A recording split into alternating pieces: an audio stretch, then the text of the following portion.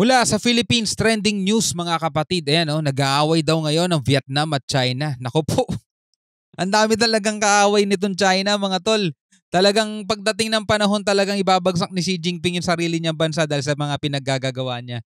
Anyway, wag na natin patagalin pa. Kung ikaw ay isang mamamayang Pilipino, dapat aware ka sa mga ganitong balita mga tol. At syempre huwag mo kalimutan mag-subscribe. Wag na natin patagalin pa. Panoorin na natin to.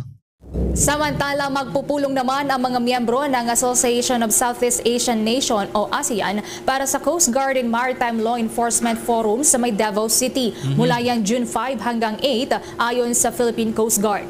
Sa isang statement, sinabi ni Philippine Coast Guard spokesperson Rear Admiral Arman Balilo na saklaw sa idaraos na forum ang pagpapatibay ng kooperasyon ng mga ASEAN member para sa regional security at pagprotekta ng marine resources sa West Philippine Sea. Tatalakayin din sa ASEAN countries ang kanilang kooperasyon laban sa drug trafficking, human smuggling, illegal fishing, piracy at pagpasok ng mga weapons sa rehiyon. Sinabi din ni Balilo na bilang host ng ASEAN Coast Guard Forum, nakahanda ang Coast Guard District Southeastern Mindanao para i-secure ang event. Sa ngayon ay nasa Davao Port na ang BRP Gabriela Silang kasama ang Philippine Coast Guard personnel mula sa Coast Guard Special Operations Force at Coast Guard K9 Force. Naka-standby na rin ang Philippine Coast Guard Quick Response Team para masiguro ang kaligtasan ng lahat na makikibahagi sa mga aktibidad mula yan sa Pilipinas, Singapore, Malaysia, Indonesia, Brunei, Laos, Cambodia, Myanmar, Vietnam at bansang Thailand. Sa iba pang balita, inakusahan ng China Coast Guard ng pagkumpiska at pagtatapon sa remote outpost sa Ayungin Shoal ng overboard food at iba pang mga supply na nakalaan para sa mga tropang Pilipino na nakaistasyon sa may BRP Sierra Madre. Hinarangan din umano ng China Coast Guard ang medical evacuation ng may sakit na mga sundalo. Kita mo? Mayroong isang sundalong may sakit, in-evacuate para madala agad sa pagamutan, hinarang ng China Coast Guard. Grabe. Nangyari nga ang naturang insidente noong Mayo 19 ng kasalukuyang taon nang magsagawa ng airdrop operation ng Philippine Navy para dalhin ang mga supply sa isinadsad na barko sa Ayungin Shoal. Ayon yan sa isang ranking military official na humiling na itago ang pangalan dahil wala itong otoridad na magsalita sa media. Samantala, sa ikatlo namang insidente noong Mayo 24, gumamit ang China Coast Guard ng water cannon para itaboy ang bangka ng mangingisdang Pilipino malapit sa shoal. Ito ay ilang oras lamang matapos iulat naman ng Chinese state media ang panunutok umano ng baril ng hindi bababa sa dalawang personnel na nasa BRP Sierra Madre. Grabe ang tindi ng ginagawa ng China ng water cannon sa mga mangingisda. Tapos sasabihin nila Pilipinas ang nagpapalala ng tensyon. Ang tindi ng pagkasinungaling mga tol. Sinungaling talaga. China Coast Guard sa parehong araw noong Mayo 19. Nag-deploy naman ang China Coast Guard ng 4 na rubber boat sa kasagsagan ng paradrop operation ng Philippine Navy aircraft sa barkong pandigma ng bansa. Dito, inagaw daw ng China Coast Guard ang mga supply na karamihan ay pagkain saka ikinalat sa katubigan para hindi mapakinabangan, habang kinuha naman ng Chinese masahol pa sa hayop personnel ang ilan sa mga supply para sa kanilang pansarili. Ayon naman sa source, direkta daw na binumbahan ng isa sa barko ng China Coast Guard ang isa din sa rubber boat ng Pilipinas. Napinsala din ang engine guard ng Philippine boat matapos na banggain ng Chinese rubber boat ang likurang bahagi nito. Grabe, tindi. Muling umapila ang Philippine Coast Guard sa counterpart nito sa China. Natigilan ang paggamit ng water cannon laban sa kapwa Coast Guards. Sa pahayag nga na ito na ginawa ng Philippine Coast Guard Commandant na si Admiral Ronnie Hill Gavan, sa gitna na rin ng mga insidente ng panghaharas ng China Coast Guard sa mga tauhan ng Philippine Coast Guard. Matatandaan mga kabombo, mga ka-Star Nation, sa naging talumpati ni Gavan doon sa special session para sa Maritime Law Enforcement and Confidence Building sa Singapore, ay tahasan niyang sinabi na hindi magandang tingnan na binubomba ng tubig ng Coast Guard ang kabaro nito mula sa kapitbahay na bansa. Umaasaan niya ang opisyal na matitigil ng ganitong insidente at ang paggamit ng puwersa sa karagatan. Wala, sa Pilipinas lang naman nila nagagawa yan Sa ibang bansa sila ang binobomba ng water cannon kasi hindi sila makapalag mga tol Di ba ganoon naman talaga mga bully, di ba? Di ba yung mga bully nga sa, halimbawa sa eskwelahan, mga bully dyan pag uwi sa bahay, sila yung mga binabatok-batukan, inuutos-utusan. Alam mo yun, sila yung kawawa sa bahay kaya pagdating nila sisiga-siga sila. Etong China, ganun din yan. Pagdating sa Japan, sila wina-water cannon dun eh. Pagdating sa ibang bansa, wala naman silang palag eh. Sinabi pa ni Gavan na hindi dapat na gamitin sa pagmitsa ng apoy ang water cannon kundi pamatay sunog at pangsagip sana ng buhay. Sa huli ay sinabi ng opisyal na mananatiling profesional at kalmado lamang ang Pilipinas sa gitna ng tensyon sa bahagi ng West Philippine Sea. Galing, sana all marunong kumalma ng ganun, no?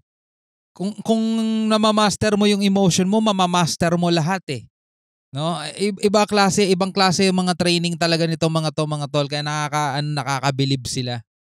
Eto mga sangkay, meron pong report na itong China ngayon ay nag-ingay dahil po sa ginagawang kalokohan nitong China na kanila pong Vietnam nagprotesta umano sa isang Chinese hospital na dineploy sa isang bahagi ng South China Sea na sakop na po nitong Vietnam. Nako. Para lamang po sa inyong kaalaman, mga sangkay, ang Vietnam po ang may pinakamaraming nakubkob dyan sa South China Sea. Okay? Vietnam po. Kahit i-check nyo ngayon ng paulit-ulit, Vietnam po ang may pinakamarami. O, paano nagawa ng Vietnam yun? Walang palagan China, mga tol. Pumapalag kasi itong Vietnam eh. Pero sa panahon natin ngayon, ang mas aggressive na gustong makialam sa mga hawak ng teritoryo ay itong China. Lahat na lamang po ng problema at mga sangkay pagdating po sa teritoryo sa karagatan, yung mga sakop ng tinatawag na exclusive economic zone, itong China po ay lagi pong may problema. Kaya tingnan niyo mga tol, pagdating ng panahon talaga, laki ng problema nito ni Xi Jinping. Na mo, inaagawan niya Japan, inaagawan niya Taiwan, inaagawan niya Vietnam, inaagawan niya Malaysia, Brunei, Pilipinas, Indonesia. Pag lahat yan nagtulong-tulong mga tol, talagang kawawa tong China mga kapatid.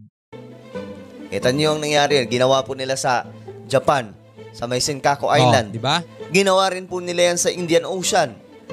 Kasama pa nila India, top 4 yun mga tol.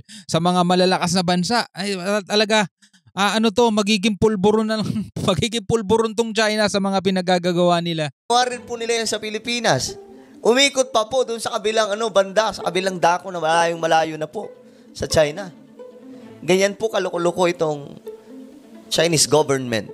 Magiging talaga siya, magiging paminta pagdating ng panahon. Alam mo yung pamintang magiging ganun yan. So ayon po sa report, ang Vietnam umano ay nagprotesta. Ayon po dito, nagkaroon po ang China ng violation sa kanilang soberanya. Matapos daw po ang Beijing magpadala ng isang Navy hospital ship sa isang group of island po ito mga sangkay dyan sa South China Sea na currently occupied ng China umano. Ewan ko, ano ba talaga?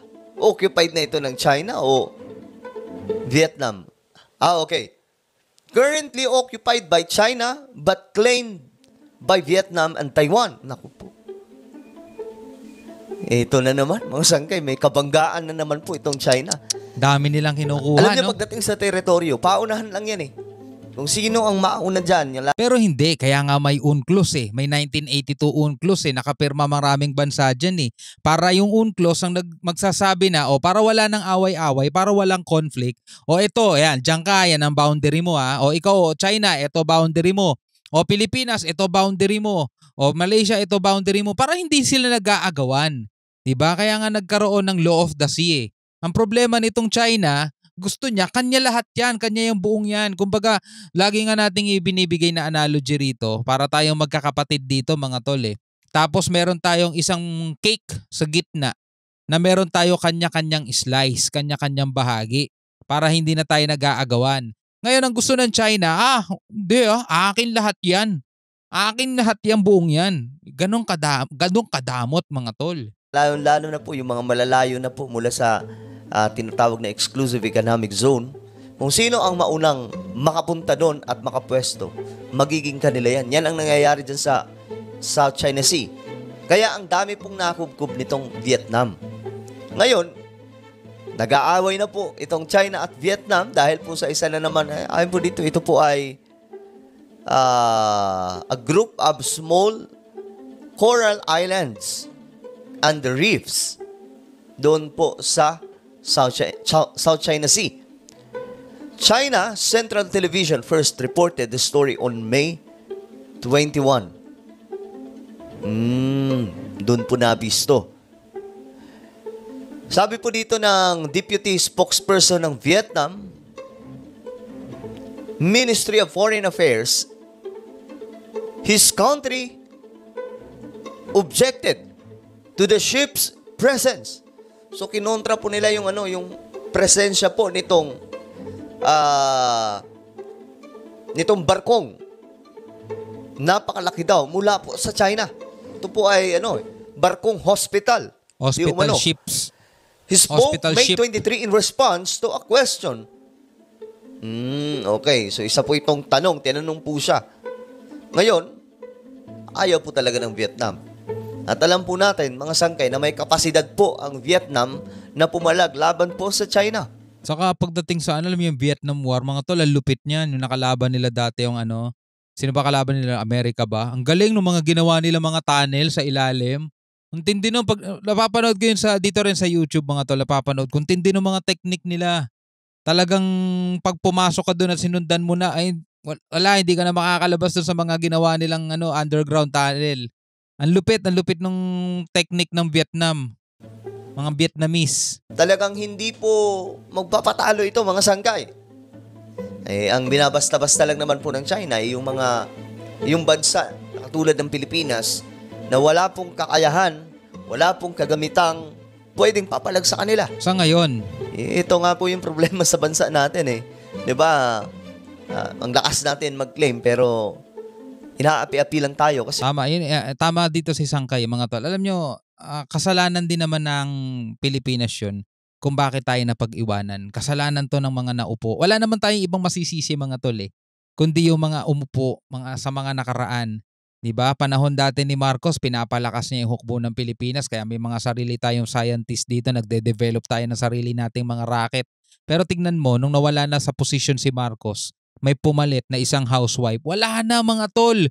Sunod-sunod na yon. Wala nang nangyari sa Pilipinas. Ngayon, naghahabol tayo. kasi nga wala naman po tayong gamit na pandigma, 'di ba? Ang bihira. So, kagaya po ng Vietnam, kagaya po ng Pilipinas, Japan, India, ito rin pong Vietnam ay ginagawan din po ng pumapasok na naman po itong China sa isang masalimuot na issue na naman. Pagdating po sa soberanya. May pambihira. Ang dami na pong nakakaaway ng China. Kaya nga sabi ko, kung sakaling makikipagdigma ang China, which is for me malabo po yan. Kasi takot po yung mga yan makipagdigma kasi alam din ni Sangkay mga kapatid, sa pag-a-analyze natin sa mga sitwasyon, hindi lalaban ng gera tong China. Mahilig lang sila mang-claim. Tatakutin nila yung presidente hanggang sa bumigay, hanggang sa umayaw. At pag nangyari yung sumuko sa kanila, panalo sila nang wala ng gera-gera. Ngayon, ang purpose ng mga malalaking barko nila, ang purpose ng mga Navy, Army nila, mga jet fighter, hindi talaga para makipagputukan, kundi para pang-intimidate lang. Yun talaga purpose nun. Yung dambuhalang puwersa nila, mga tol, ang purpose nun hindi para sumabak sa gera. Ang purpose nun is panakot lang nila. Halimbawa sa Taiwan, mga tol, yung ginawa nilang pagsasagawa ng drill bilang parusa daw sa Taiwan, hindi naman nabago yun. Ginawa rin nila yan nung nakaraan dun sa babaeng presidente ng Taiwan. Wala naman silang nagawa din, di ba? O ngayon, ginagawa nila rito sa bagong presidente ng Taiwan. Kasi nagbabakasakali sila na uubra yung ginagawa nilang pananakot para makuha nila sa mapayapang paraan yung Vietnam. Hindi sila pwedeng girahin ng US kasi hindi naman nila ginera yung Taiwan Di ba? Gusto nila makuha sa mapayapang paraan itong Taiwan, mga tol, kaya tinatakot talaga nila. 'Di ba? Pero pag once na ginera nila yung Taiwan, makakalaban nila pati US, 'di ba? At marami pa silang bansa makakalaban. 'Di ba? Ngayon, etong Pilipinas ganun din, mga tol, kasi once na try na rin nila, nasindak nila yung presidente ng Pilipinas dati. Ngayon tinatry ulit nila, mga tol. Ginagamitan nila ng lahat ng paraan ng panlilinlang panloloko para talaga para talaga baliktarin lahat ng sitwasyon. Takutin kung sino man yung pwede nilang takutin. Pero wala, hindi sila umuubra kay Marcos eh. Hindi sila umuubra kay President BBM, mga tol. 'Di ba? Hindi makikipaggera yan, mga tol. Nakanang yan. Wala ngang kaano-ano yung mga sundalo nila eh. 'Di ba? Tignan mo yung itsura, mukha nga wala pang kagalos-galos sa totoong laban yung puro mga practice lang alam nito eh. At ang practice, mga tol, ibang-iba pagdating sa actual combat. At yun ang hindi natin maitatangging meron talaga ang Amerika at yung iba pang mga bansa. Dahil kahit ngayon 'di ba? Aktibo sila 'Di ba? Doon sa Middle East, doon sa Russia, Ukraine, aktibo sila, mga tol.